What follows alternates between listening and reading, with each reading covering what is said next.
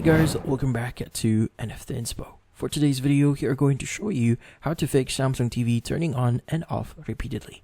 So if you're interested, let's start the tutorial. In this case, if you're having this problem here, there are a few steps that you need to do here to probably solve this issue. So one of them is to make sure that you check the power cord and outlet. So first, make sure the power cord isn't damaged or dirty. Sometimes a dirty or frayed cord can cause issues. Now, while the TV is still on, unplug the power cord from the back of the TV. Give the connectors a quick clean if they actually look dusty. Now, after cleaning, plug the cord back firmly on both ends. This can help reset the TV and fix minor glitches. Now, if you're using an extension cord, plug the TV directly into a wall outlet. Sometimes extension cords can't provide enough power, which might cause your TV to turn off unexpectedly. Next is you want to adjust the power and energy saving settings. Now, use your remote, go to the TV's menu, and select Settings. Now, find and open General and Privacy.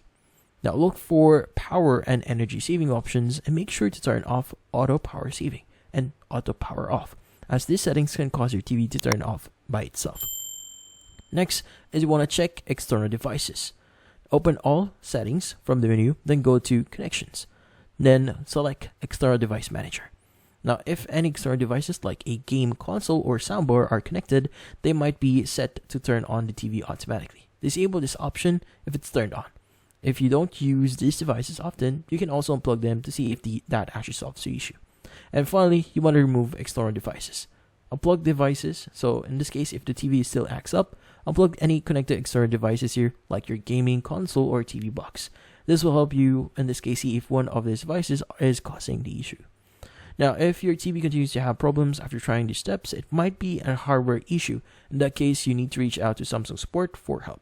And that's about it. So, hopefully this video was able to help you. Like and subscribe to NFT Inspo. Thank you for watching.